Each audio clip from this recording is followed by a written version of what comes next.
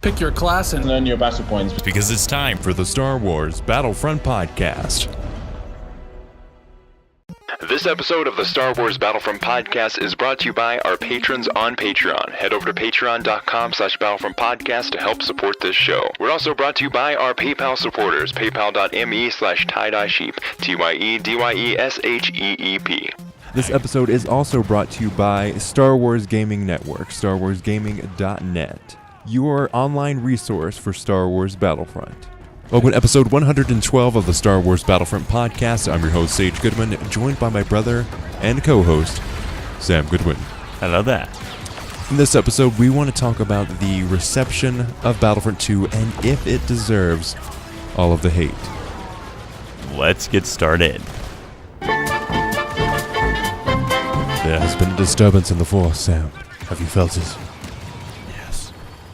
The dark and the light. Gamers and the loot boxes. Battlefront 2 has been getting a lot of hate recently. I love the game. So do I, Sage. But a lot of people love to hate the game. So do I, Sage. Yes.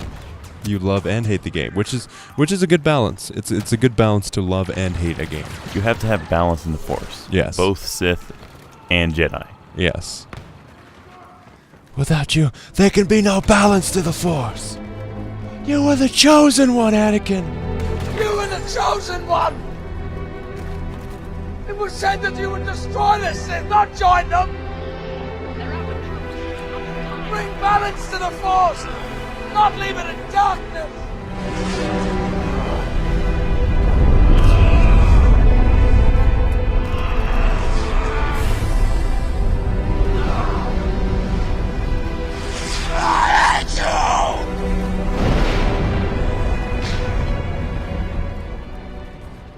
Okay, so the biggest thing that people have been up in arms about is the Loot Crate system. Loot Crates in Battlefront launched. You could get star cards there, and to get the star cards you need crafting parts, which are found in the Loot Crates, and you could buy Loot Crates, but it wasn't pay to win, but people were afraid it was going to be pay to win. What do you think about that description, Sam? I think it's quite accurate. I mean, it's proven that even before they removed the crystals, that it was not pay to win.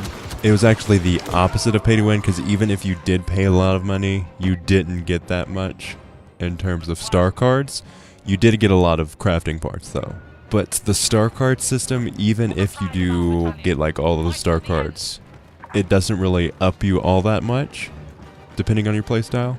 Because in the end, it's about how well you do strategically in the match, and it doesn't all depend on star cards in playing the game, because some of our classes have default star cards and they still play well. Yeah, so if you are a skilled player, getting all the star cards isn't going to help you that much. It will still give you a slight advantage. Yeah, but if you are playing against another player who's really good, it's not being like, oh, that person paid thousands of dollars to get all of that stuff. They're so much better than I am. No. The real thing people should be complaining about is the progression system. Loot Crates, you can take it or leave it with Loot Crates. I don't really care either way. Loot Crates I mean, the future of gaming really depends on Loot Crates, because a lot of people really like Loot Crates, especially shareholders of video game companies.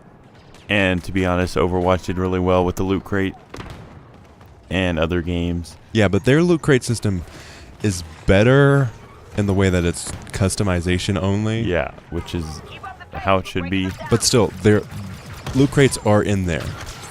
Like, that doesn't change anything. Even if it's implemented in a great way, it's still a precedent that is set in gaming, that this company has Loot Crates that you can buy with real money.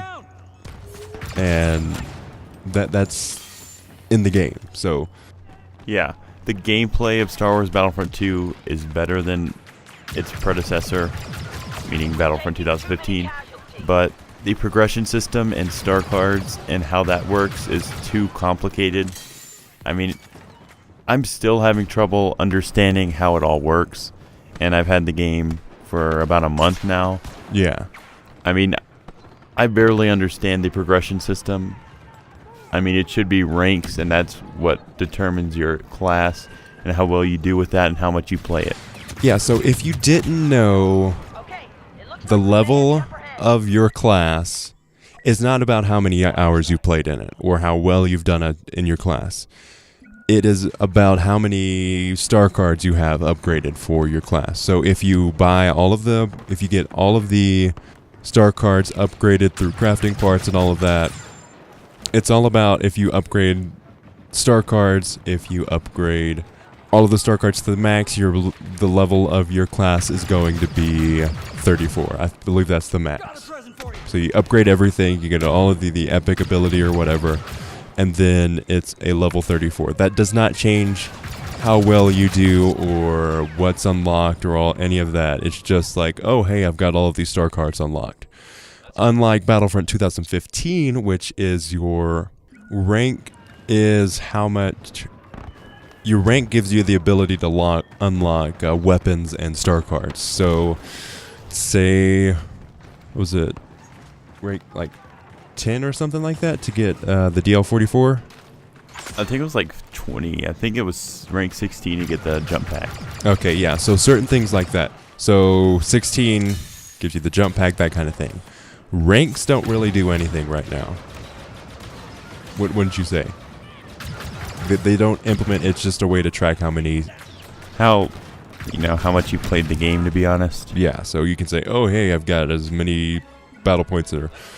So the XP that you earn, it's basically saying, oh, hey, I've got level 20 or 30 or so on and so forth of XP earned.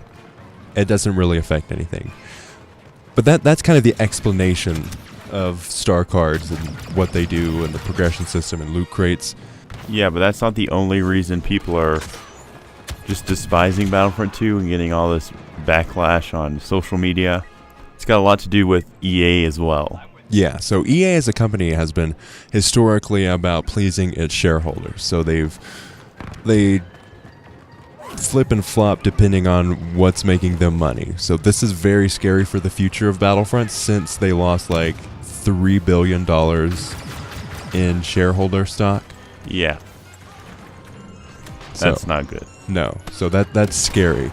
The one thing I think is the saving grace for the game is Lucasfilm and Star Wars and Disney. They're not going to let EA go around and end a franchise that is so beloved by fans because Disney knows their IP. And maybe Lucasfilm becomes more involved with this. This could be a good thing, like the backlash. It's already a good thing. They've removed buying loot crates. They're looking at changing the whole progression system. So it's already making good changes to the game. But this could be a good change for future Star Wars games. What if Lucasfilm was more involved in like the business aspect of EA and Visceral's Star Wars game? Maybe they wouldn't have been shut down. Yeah, it's also, as you said, they're improving.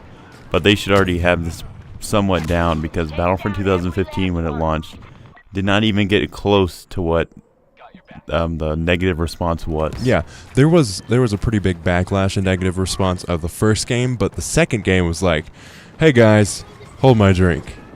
We're going to make a game that's just going to tick off everyone. Yeah, and they were really ambitious with this game.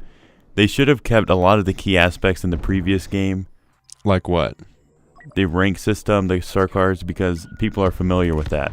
They learned that. They spent a year playing that game and getting to know its UI. So for DICE and EA, there isn't really a win-win situation. Because people in the first game were complaining about single-player story. We got single-player story. People complained about single-player story. People complained about there not being classes. We got class gameplay, and then people started complaining about class gameplay. They complained about Starfighter battles, and Battlefront 2. If you have not played Starfighter battles and Battlefront 2, you need to because it is so robust. But people still complained about it. So it seems like no matter what happens with any Star Wars game that has the moniker of EA on it, it's gonna be attacked for some minute thing. Yeah, EA is not the most loved publishing company.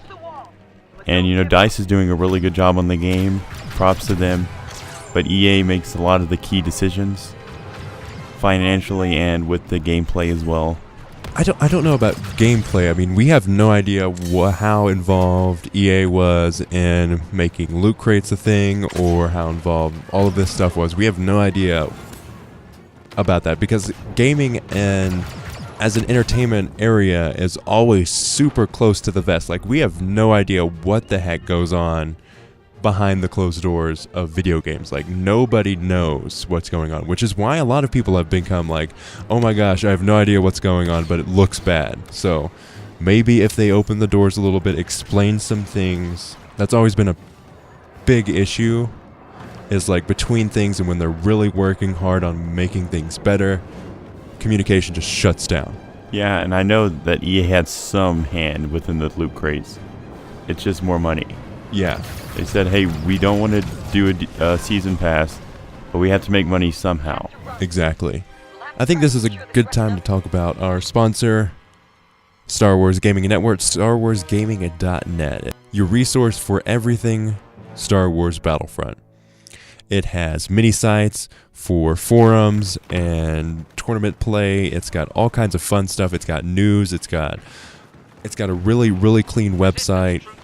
If you're looking for anything Battlefront, it's a really, really good place to go, especially if you're missing Star Wars Game Outpost, because it's a really, really nice website. It's got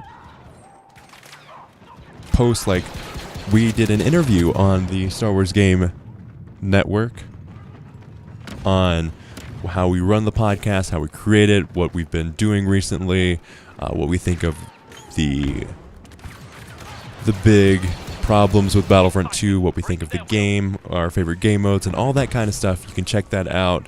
StarWarsGaming.net/community-spotlight-Battlefront-podcast. Definitely check it out. It's a good place for news. It's a good place for tournament play. You can check out what classes are in the game, how to play those classes, that kind of stuff. Also check out our interview on there. Check it out. We talk about how we make the podcast, what made us want to start the podcast, gaming predictions for Battlefront 2, all that kind of stuff. So definitely check it out. Really, really nice website. I love going on there, especially for tournament play. Definitely want to check that out. Now, after a short break, we will go into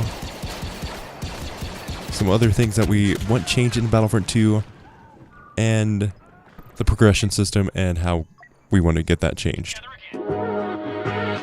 You're listening to the Star Wars Battlefront Podcast, a podcast from the Tie-Dye Sheep Entertainment Podcast Network, a network dedicated to bringing content as great and as weird as the hosts. If you'd like to support us on a Patreon, you can go to patreon.com/battlefrontpodcast. You can donate $1 up to $10, and we have different tiers for that. So if you'd like to support the show and get some exclusive content, because we'll be doing bonus shows there, you can support us through that link. And at $1 per month, you have the ability to come on the podcast if you so desire.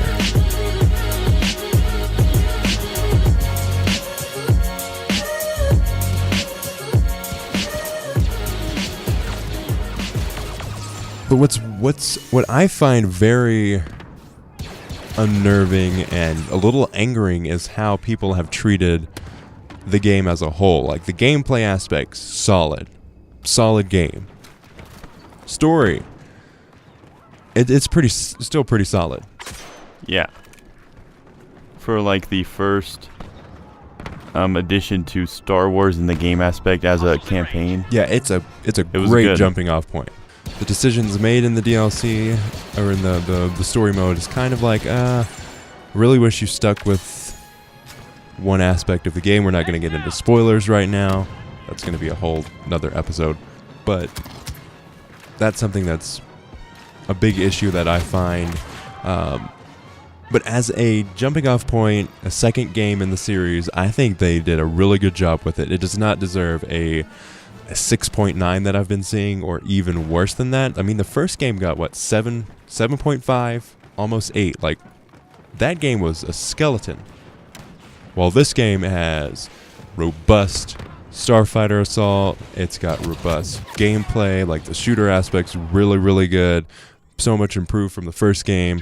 It's got a story mode, and still it performs worse and reviews than the first game.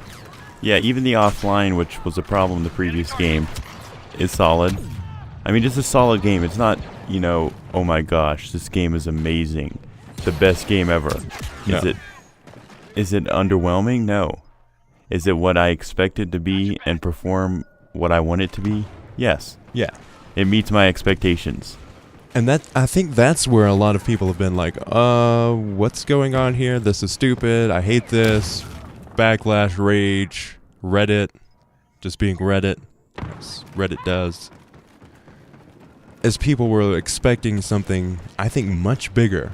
Like, they hyped it up too much, maybe? Yes. But it's exactly what I expected it to be. Maybe that's because I played it in EA Play. Maybe not. I don't know. Yeah, because people really received the pre-alpha and who went to EA Play and played that, and the beta really well. Yeah, we were talking to the people in line, asking them what they thought. Like, most of the thing was, I didn't really like the first game. Liked the first game, but this one's so much better. This is everything I wanted done. But since it was pre-alpha, they did have some gameplay issues. But gameplay has been rock solid recently. There are some rubber banding issues. A lot of the time I'll be switched to first person for some reason, which sucks. It could be because we were getting so small doses of the game, and those small doses were really action packed. And then when the whole game came out, compared to the concentrated awesomeness, it didn't stack up. Still, I'm really looking for this trying to put my finger on, this is the thing that everyone hates about Battlefront, because all across the board it's basically loot crates are a bad thing for gaming, which I agree, especially if they're handled poorly. I mean, Call of Duty World War II has a trophy on PlayStation. Don't know about Xbox, but it has a trophy on PlayStation where you watch someone else open a loot crate. And people are complaining about Battlefront and its poor progression system, or its okay use of loot boxes, but not their progression system. And that's the big deal. Make the progression system better. Make it to where I play a game and I can unlock everything without touching the loot crates, because that's what loot crates need to be. They need to be, okay, I've got some extra money, I want to help out the game, I want to get this skin, I want to get this, look for my gun, which is in Call of Duty games, you can unlock skins for your guns, that kind of stuff. And let's face it, a lot of people, including me, love skins and alternative looks, and would spend hours on end or even money to get those. Because who wants to be the random Joe on the battlefield? And why would you want to do that? I hate how it randomly picks something depending on which era I'm in, which faction, which class I'm choosing. I don't like that. I would rather be able to customize my look in the first game. Customization was really limited. But hey, at least I got to choose my race, I got to choose my skin. If I was just a regular human, I got to choose if I wanted a mustache, what race I wanted to be that way. I could be an old lady, that kind of stuff. But no, EA's explanation is, we don't want pink Darth Vader in there. You don't have to put pink Darth Vader in there. You're in charge of what skins you put in there. The community's not in charge of making all of the skins. You are. Your DICE team is. Make it to where the looks are canon. Why does it have to be what I don't get is they are in charge of what they put in the game. If they put Darth Vader in a pink costume in there, that's them not being canon. It's not fans wanting non-canon stuff. You don't have to put pink Darth Vader in there. Why can't you just put a different, I would like a camouflage scout trooper. That would be awesome. I would like a camouflage clone trooper. Like, there's so many different customizations you can do. Like, even if it's just like, I want to be a shadow trooper, or I want to change the color of my pauldron. Like, why does it have to be pink Darth Vader? And going back to the star cards, I like the previous game and how, you unlocked credits and purchased the thing at a certain rank. Yeah, it kind of gave you something to aim for. This way, Yeah. you have to get 50 kills with the weapon that you're using to unlock another weapon or an upgrade to that weapon. Shout out to Spartacus Inc., who tweeted out a very good, like, what the heck's going on here. Before the game launched, we had the ability to upgrade our weapons through crafting parts, and we earned crafting parts through the gameplay. Now you have to complete challenges, which, like, I would rather earn. This is what I really want to happen. I want to earn credits, and I want to earn crafting parts in game, depending on how well I do. Game. Yeah, depending on how well I do, and then I want to use those crafting parts to upgrade my weapons without having to complete 75 kills or play 250 hours as one class or 250 minutes as one class. Like, yeah, and they're forcing you to play how they want you to play. Yeah, they don't really give you the freedom to choose. Oh, I would normally not play Blast, but I want to unlock this thing, so now I'm going to have to play Blast. well, I like that aspect of it. I would like them to maybe push more game modes and that kind of stuff, but I want to be able to choose which weapons I use. I want to be like more diversity in the weapons. Like, I was forced to play Blast to complete an objective for the Resistance, and now it's one of my favorite game modes. True. I mean, that aspect is good, but what if I don't like a weapon and I have to use that to unlock a weapon that I want to use? Exactly. That's where I think it's kind of falls apart. I mean, I'm completely changing my entire playstyle and how I play the game, which is one of the beautiful things about video games, that everyone plays differently, and you're putting me in a suburb by playing the exact same challenges. Everyone has to do that. Exactly. So hopefully sadly, we still haven't gotten any communication on how they're going to change going forward, but I mean, currently I'm playing the game like, I like this game mode and it's fun to play, so I'm going to play that a lot. I'm not delving into the challenge aspect. I'm more playing the game because it's fun. I like the challenges. I think they should be more diverse, and I think I don't really like how they're tied to completing challenges. I would rather them be tied to the rank of my class. Like, that would be perfect. Like, rank or level 20, I get this, the 11-2QA, I believe, is the weapon, the really nice sniper for the specialist.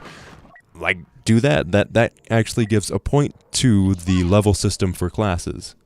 Yeah, and another thing that people are kind of angry at Battlefront for is having the heroes purchasable rather than unlocked at launch. So, I have to spend 15,000 credits to unlock Darth Vader, for example. There isn't really any other use to the credits other than buying loot crates. Like, what else are you going to use the credits for if it's not going to be buying your heroes? And another thing is, someone who just got on the game has a random chance to unlock a star card that I, playing 100 hours, didn't unlock. It should be, even if they added this, I know people probably be angry about it, you have to be rank 10 or, some certain level to unlock a rarity of a crate. I don't know about that. I mean, crates crates are something that no matter what, people are going to be ticked off about. True. Especially if you lock those behind different levels. Yeah, the only reason I'm saying this is because if you play the game more than someone else, you should have some kind of advantage in unlockables. Yeah. And that's what the previous Battlefront had, and I enjoyed. I know you could pay to unlock certain ranks, but that was basically useless after the DLC came out. What I'm trying to say here is, I liked how you were able to purchase star cards. So that's what I'm kind of angry at EA for, is having these loot crates that are so random that it's almost impossible to get what you're looking for. Yeah, so now talking about this, I'm getting angry at Battlefront 2. And that's not good. True. What I really wanted to open with this episode is kind of addressing the things that we want to change in Battlefront 2. Like, I love the game. I want the game to do well. Love the people working on the game. Like, everyone that works on the game that I've talked to really is a really cool person. Loves doing their job. Wants to make something that's a great game. Like, you spend thousands of hours working on this game. Hundreds of people. You want it to be good just so, like, you want to be able to be proud of it. You want to be able to say, hey, I worked on that game, instead of like, yeah, I worked on Battlefront 2. Like, you want to be like, yeah, I worked on Battlefront 2. Like, that's kind of the thing that is really pushing it. Kind of the things that we want to be changed in Battlefront 2. Progression system sucks. That needs to be changed. I want to earn crafting parts on how well I play. I want to get things like that. Make it more, I played well, you get rewarded, instead of, oh, you played the same amount of time as everyone else, so you're going to get around the same amount of credits. The new credit system, getting more credits if you're on the top, is really, really nice for Blast, because you get more. Haven't been on the top of Galactic Assault at all, just because I barely play that game. Yeah, and I like the game. I love the game modes, which is, what makes the game. Yeah. I just like, when I start thinking about it, and apart from game modes, you have unlockables, loot crates. Those just become kind of infuriating, and it becomes a block you have to get around to actually enjoy the game. Yeah, when I'm playing Battlefront in the game modes, I really enjoy the game. It's a really fun, solid game. But then I get to the progression system and, the unlockables, which is a key part of almost every game nowadays. And it should be on par with the game modes. It's confusing, complex. It is very confusing. That's something that I find infuriating about the whole thing, is I have no idea what the heck's going on half the time. Yeah, and it's not efficient. Yeah, there's a lot of screens you have to go through. But yeah, this is all that can be changed, which is great. It's not like Battlefront 2's dead. Yeah, not at all. It's not like, oh, I don't like the skies in this game, or like, I don't like that tree or something like that. Yeah, this game hasn't even released its first downloadable content. Yeah. We still have a while to go, patches to go through. Yeah, it's coming up soon, though. Yeah, and I'm excited for that. Yeah. They've said they're going to be revamping the whole progression system and all that kind of stuff. I'm liking how, they're going with the game. They're actually listening to the community. Because in a lot of cases, like Nintendo, they don't really listen to the community as well. But, Reddit took this gigantic poll. And it changed the whole landscape of gaming. Like, the whole landscape of gaming has been changed through one Reddit comment. It's like 200,000 upvotes or something. Downvotes. Yeah.